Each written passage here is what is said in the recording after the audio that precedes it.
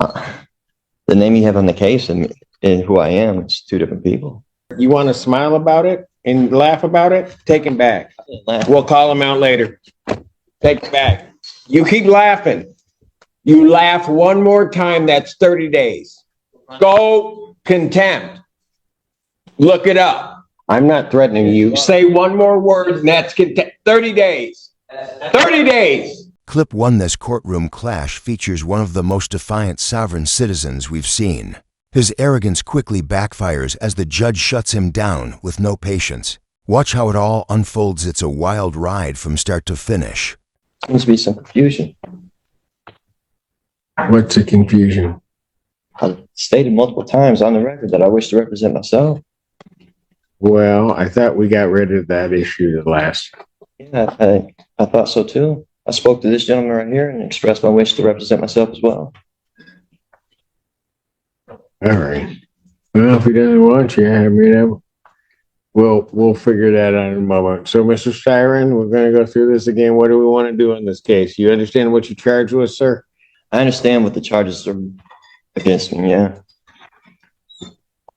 Okay, look, you're going to have to give me straightforward answers to my questions because I've got to make sure that you understand certain things. I got to do certain things here. From my understanding, you understand, first of all, that if you do indeed direct, you want to smile about it and laugh about it, take him back. We'll call him out later. Take him back. You keep laughing. You laugh one more time, that's 30 days. Go contempt. Look it up. State your name. my name is Thomas Styron. Living man. Mr. Styron, you are before the court.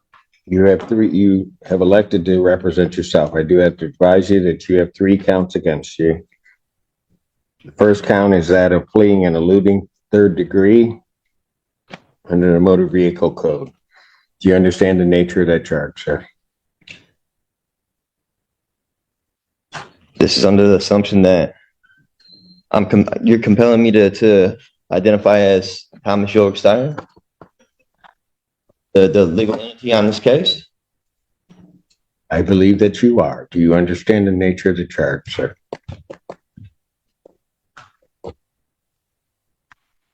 I don't understand how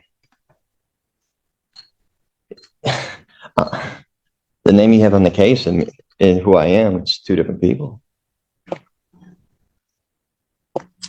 I have a complaint, Thomas Styron II.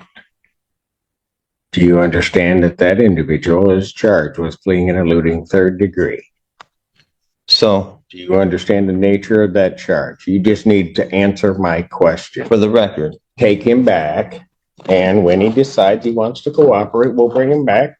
Maybe.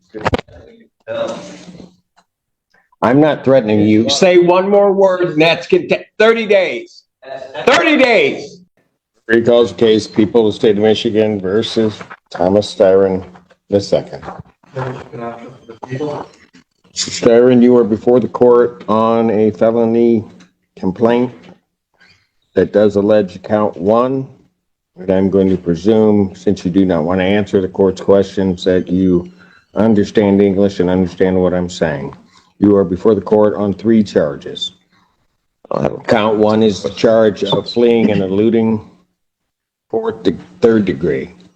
Under the Michigan Motor Vehicle Code, that is a felony punishable by up to 5 years incarceration and $1,000 fine plus court cost, and would require the Secretary of State to suspend your license for up to 1 year upon conviction.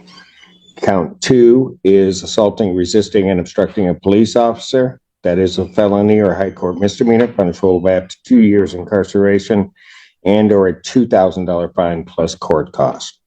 Count 3 is a misdemeanor offense of operating with a license suspended, denied, and or revoked. That is a misdemeanor as indicated, punishable by up to 93 days, $500 fine plus court cost. Your vehicle could be subject to immobilization. Since you refused previously to answer my acknowledgement as to whether you understand that, I will assume that you understand what you're charged with.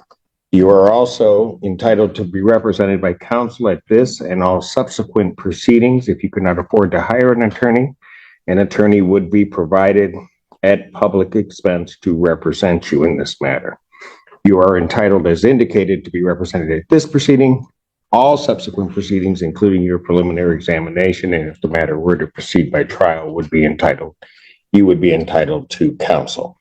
It is, as we have gone through with the previous proceedings, the court's understanding that you do not wish to be represented by counsel, and that this matter will then proceed forth with you representing yourself. I have to advise you that in representing yourself, the court will make the presumption that you understand the Michigan court rules, those regarding both procedure and those regarding evidence. The court will not be providing any legal assistance to you during the course of those proceedings, and will hold you to the same standards that I would hold an attorney representing or practicing before this court.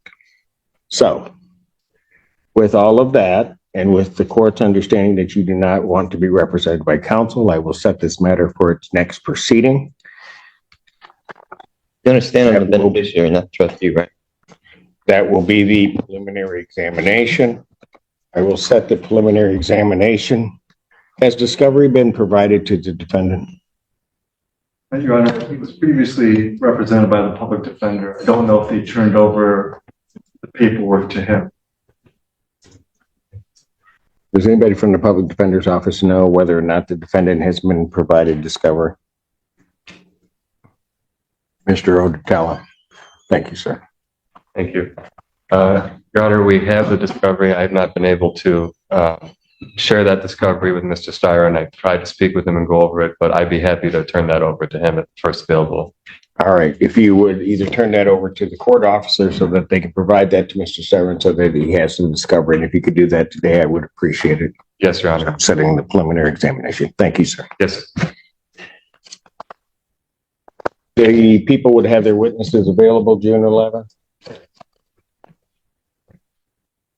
Set this matter for preliminary examination in person, June 11th, 2024, 9 a.m.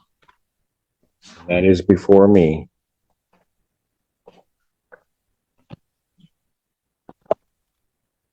Defendant, as he was leaving the courtroom the last time, the court did find the defendant in contempt, sentenced him to 30 days. The defendant will serve that sentence. The court will sign the judgment of sentence regarding the contempt. I don't understand how that's possible. Like I said, So first of all, watch your language. You're treating me as if I'm the trustee, or I don't want to partake in any trust fraud or anything like that. Is this a SQV trust matter involved in this? Is my social security number attached to this at all?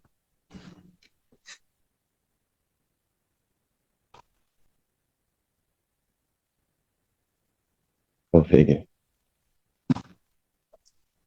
Mr. Styron, or whoever you wish to be addressed as, I'd suggest that you watch yourself because there's going to be more time coming. You keep it up. You will learn how to conduct yourself appropriately in these proceedings in this courtroom and before me. You will not in any manner whatsoever You're trying to compel me to be somebody I'm not. or this institution. You have no evidence. It will not to prove happen. that I'm who you say I am. You will not talk to me in that fashion. In what fashion? I'm not the one being unethical. Very good. You'll serve the 30 days. We'll see. We'll see him on the 6th. Bond continued. This courtroom showdown was another wild ride. The defendant pushed every boundary, and Judge Simpson wasn't having it. Honestly, 30 days felt lenient. His disrespect alone could have earned more.